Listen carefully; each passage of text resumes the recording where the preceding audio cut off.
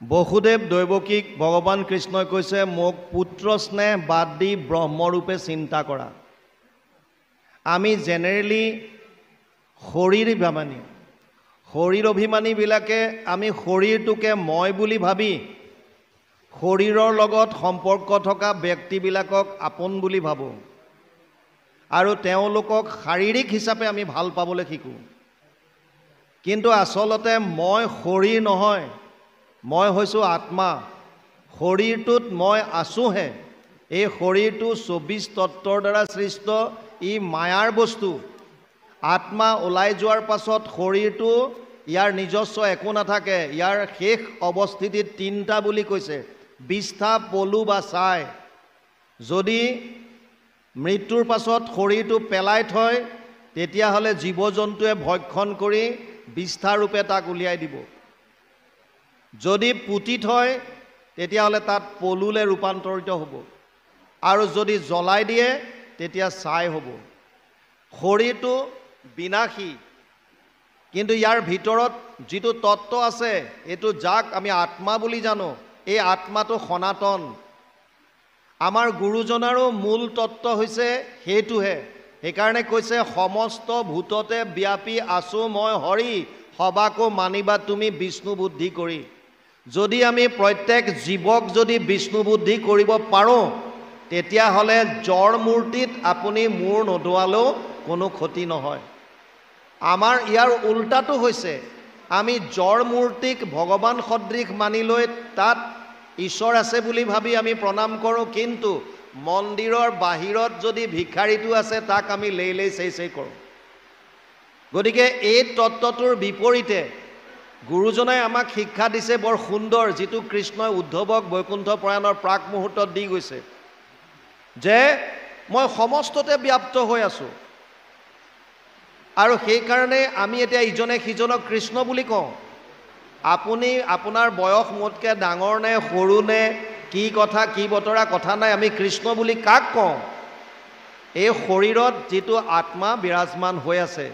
এতিয়া ভগৱান কৃষ্ণয়ো বসুদেৱ দৈৱকীক কৈছে তুমি মোক পুত্ৰ হিচাপে সেইটো স্নেহ নকৰি ব্ৰহ্মৰূপে তুমি মোক ভজন কৰা।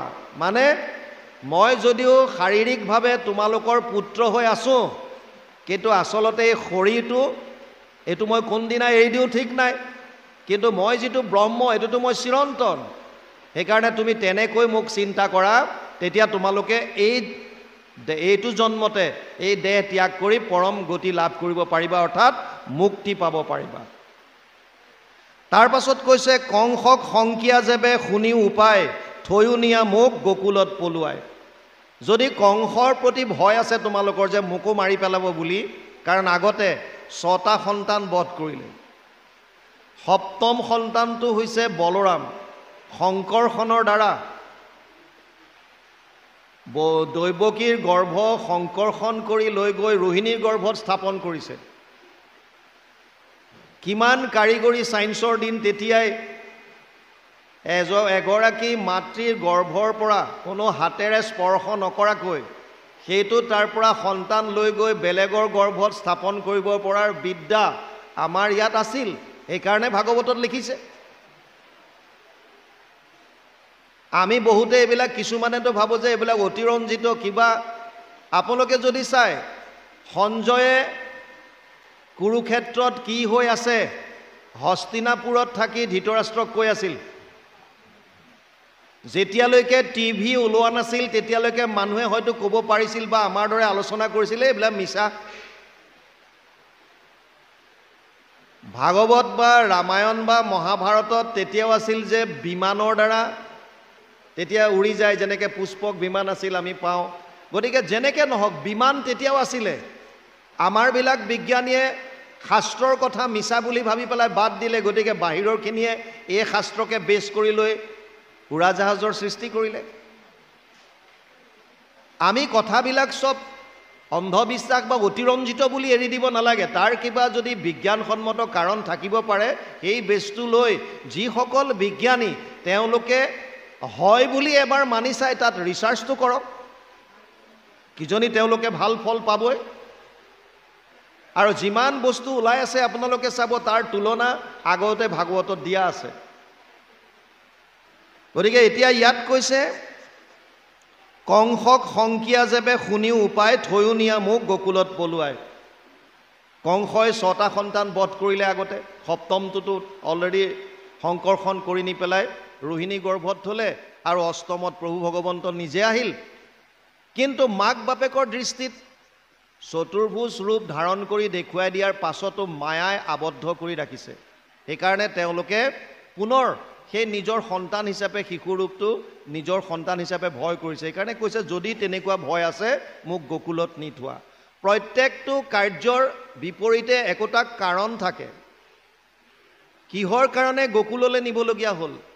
কাৰণ গকুলতো তেওঁৰ এহাল পৰম ভক্ত আছে, নন্দ আৰু যশোদা, যি দুয়োজনেও বসু আছিল আৰু বহুদিন তপস্যা কৰিছিল।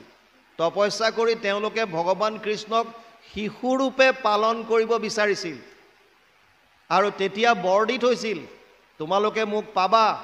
এইকাৰণে কেৱল শিশুৰূপটো লালন পালন কৰাৰ সুবিধাটো নন্দ যশোদাক দিছে। সব বস্তুৰ ইটোৰ লগত সিটোৰ লিংক আছে। এতিয়া ইয়াত কৈছে যদি তেনেকুৱা ভাবিছা তুমি মোক গকুলত পলুৱাই থোৱা। উপজীৱে যোগমায়া যশোদাৰ ঘৰে মুকত হৈ টাংকলৈ আশিও সত্তৰে।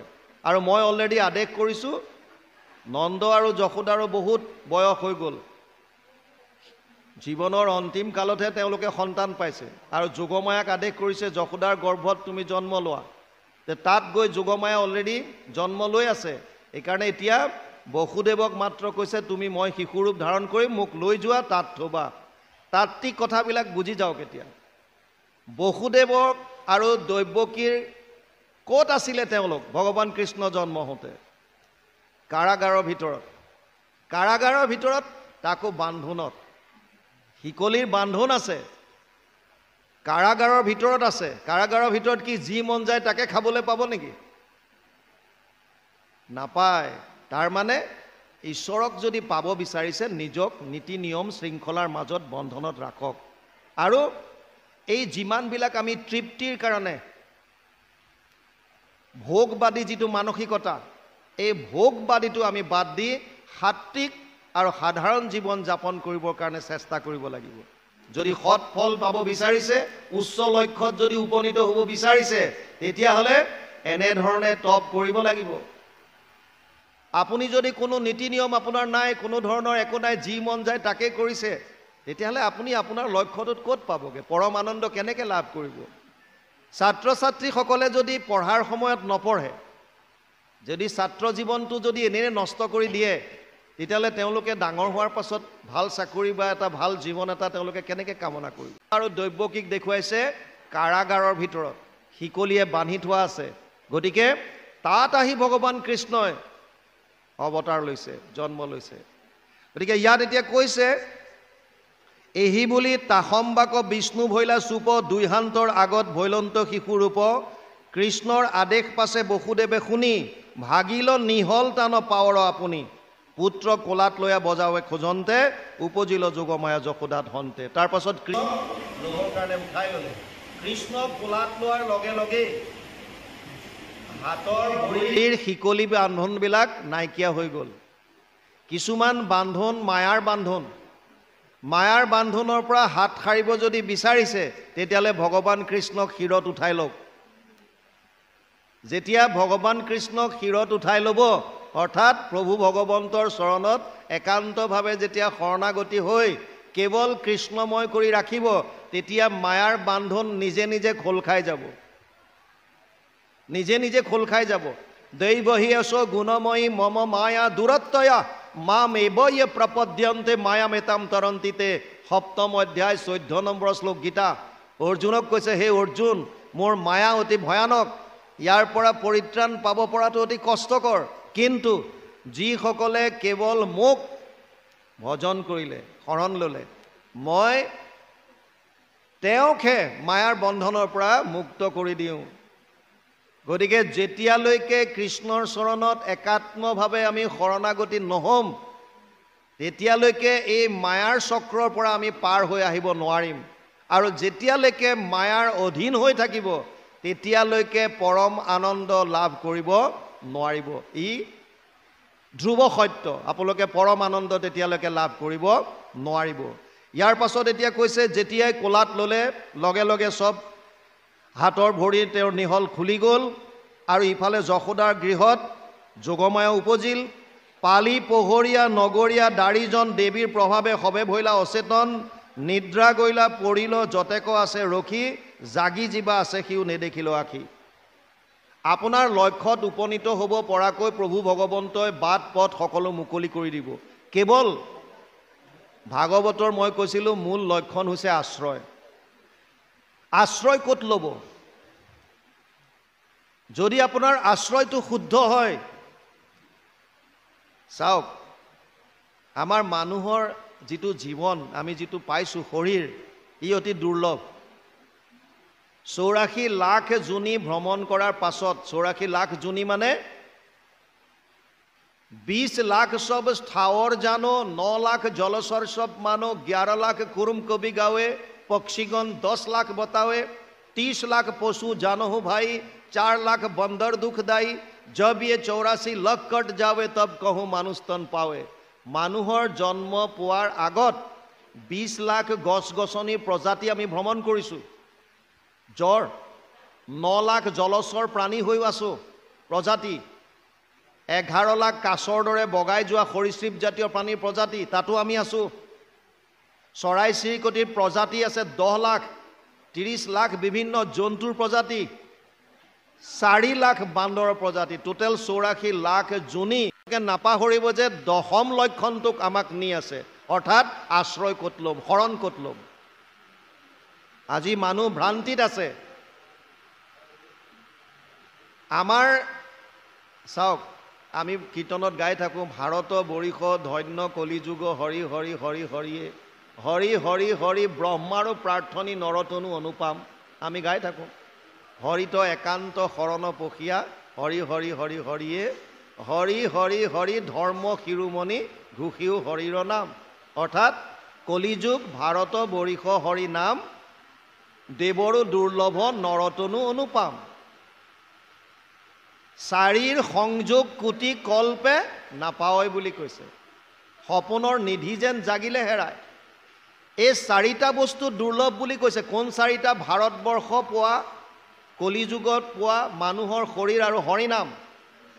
এই 4টা আমি পালোঁ, আৰু ইয়াৰ উপৰি পঞ্চম এটা দুৰ্লভ বস্তু পাইছোঁ যে আমি অসমতে প্ৰভু ভগৱন্তৰ কলিযুগৰ অৱতাৰ গুৰুজনাক শ্ৰীমন্ত শংকৰদেৱক গুৰু হিচাপে পাইছোঁ।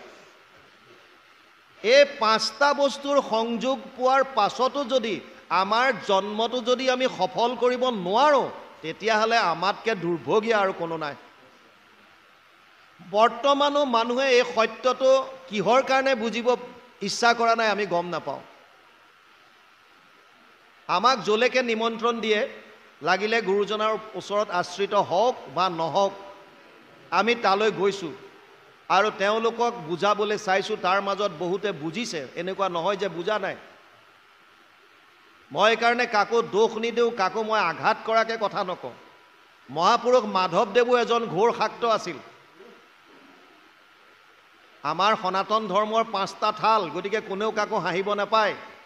এটা হৈছে যিসকলে সূৰ্য ভগৱানক নিজৰ আৰাধ্য বা ইষ্ট বুলি মানিছে তেওঁলোকক সৌৰ বুলি কয়। যিসকলে শিৱক নিজৰ আৰাধ্য বুলি মানিছে তেওঁলোকক শৈৱ বুলি কয়। যিসকলে শক্তিক নিজৰ আৰাধ্য বুলি মানিছে তেওঁলোকক শাক্ত বুলি কয়। যিসকলে গণেশক মানিছে তেওঁলোকক গাণপত্য বুলি কয়। আৰু যিসকলৰ আৰাধ্য বা ইষ্ট হৈছে বিষ্ণু তেওঁলোকক বৈষ্ণৱ বুলি কয়। আমি হৈছোঁ বৈষ্ণৱ থালৰ। আমাৰ অসমত পঞ্চদশ শতিকাত বিশেষভাৱে প্ৰভাৱ পেলাইছিল 2টা পন্থই, সেয়া হৈছে শাক্ত আৰু শৈৱ। শাক্ত আৰু শৈৱ আছিল সেই সময়ত বেছি। মহাপুৰুষ মাধৱদেৱো আছিল শাক্ত, কিন্তু তেওঁ যেতিয়া গুৰুজনাক লগ পালে আৰু যেতিয়া দুইজনৰ মাজত শাস্ত্ৰৰ তৰ্কাতৰ্কি হ'ল আৰু গুৰুজনাৰ মুখেৰে যেতিয়া আচল তত্ত্বটো ভাগৱতৰ বুজি পালে, য'ত গুৰুজনাই কৈছিল যথা তৰুৰ মূলে নিচেচানেন তৃপ্যন্তি তৎস্কন্ধ ভুজ উপশাখা প্ৰাণোপহাৰাচ্য যথেন্দ্ৰিয়ানাম তথা সৰ্ব অৰ্চনম অচ্যুতেজ্য 4:31-14 চতুৰ্থ স্কন্ধ 31 নম্বৰ অধ্যায় 14 নম্বৰ শ্লোক ভাগৱত। মানে বৃক্ষৰ মূলত যদি দেও আনি জল, ত্ৰিপিটি হুৱন্ততাৰ পত্ৰ পুষ্প ফল, ডালে পাতে সিঞ্চে যদি মূলত নেদয়, কদাচিতো ডালে পাতে ত্ৰিপিটি নহয়। গছ এজোপাৰ গুৰিত পানী দিলে ডালে পাতে চবেই পায়, ডালে পাতে সিঁচি থাকিলে মূলডালত নাপায়। আৰু তাৰ পাছত কৈছে ভোকাটোৰ নৰে যদি অন্নক ভুঞ্জয়, ইন্দ্ৰিয়ৰ প্ৰীতি তাৰ সাধে আতিশয়, ভোজন বিহীনে পিন্ধে বস্ত্ৰ অলংকাৰ, ইন্দ্ৰিয়ৰ একো প্ৰীতি নসাধ হয় তাৰ। অৰ্থাৎ এজন মানুহৰ ভোক লাগিছে, যদি তেওঁ অন্নমুঠি ভোজন কৰে তেতিয়াহ'লে তেওঁ তুষ্টি পাব, তৃপ্তি পাব, শৰীৰৰ কাৰণে শক্তি পাব। কিন্তু যদি ভোজন নকৰি বস্ত্ৰ অলংকাৰ পিন্ধি থাকে, সেইকাৰণে কৃষ্ণক পুজিলে পূজা সমস্তৰে হয়, পৃথকে পুজিলে পূজা কেহু নলয়। এই শাস্ত্ৰৰ কথা। আৰু এই কথাটো শুনাৰ পাছত মাধৱদেৱৰ দৰে এজন শাস্ত্ৰজ্ঞ ব্যক্তিয়ে শাক্ত ধৰ্ম বাদ দি এক শৰণ হৰিনাম ধৰ্মত আশ্ৰিত হ'ল। আৰু সেইদিন ধৰি মহাপুৰুষ মাধৱদেৱে কোনোদিন আৰু পিছলৈ ঘূৰি চোৱা নাই। গুৰু সেৱাৰ যদি কিবা নিদৰ্শন দিবলগীয়া হয় তেতিয়াহ'লে মহাপুৰুষ মাধৱদেৱতকৈ আৰু ওপৰত কোনোবাক আমি আজিলৈকে পোৱা নাই। যিজনৰ কাৰণে আমি শ্ৰীমন্ত শংকৰদেৱকো ইমান তন্নকৈ বুজি পোৱাৰ সক্ষম হৈছোঁ, এইজন হৈছে মহাপুৰুষ মাধৱদেৱ। তেওঁ ঘোৰ শাক্ত আছিল। গতিকে নজনাটো ডাঙৰ কথা নহয়, কিন্তু জনাৰ পাছত আমি যদি নাহোঁ তেতিয়াহ'লে হয়তো আমাৰ ভাগ্যত নাই, হয়তো এতিয়াও আৰু কেইবা জন্ম আৰু আহিবলগীয়া আছে, বহুতো দুখ কষ্ট ভোগ কৰিবলগীয়া আছে। কাৰণ ভাগৱতে কৈছে, যম ৰজাই যমদূতক কৈছে অজামিল উপাখ্যানত, শত কোটি জন্মান্তৰে হোৱে মহাভাগ, নৰ শৰীৰক জীৱে তেবে পাৱে লাগ, তাকো যেবে মোৰ দায়া ভৈলা জাক প্ৰতি, সেহিকে কৰিবে পাৰে আমাত ভকতি। গতিকে আফচোচ কৰিতো লাভ নাই। আফচোচ কিয় কৰে? নাই অহা মানে ভাগ্যত নাই।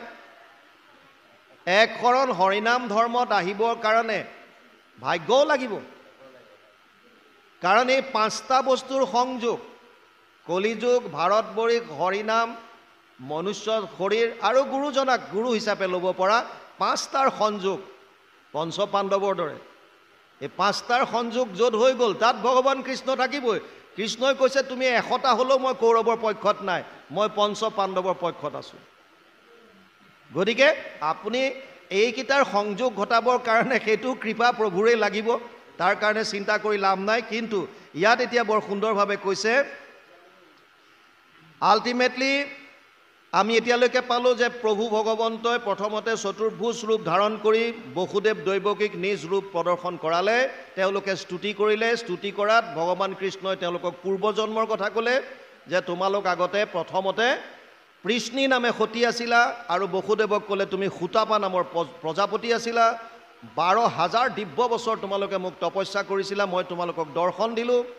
এই দৰ্শন পোৱাৰ পাছতো তোমালোকে মোৰ পৰা মুখ্য নিবিচাৰি পুত্ৰ হিচাপে মোক কামনা কৰিলা। ময়ো তেতিয়া তথাস্তু বুলি কৈ গুচি গ'লোঁ।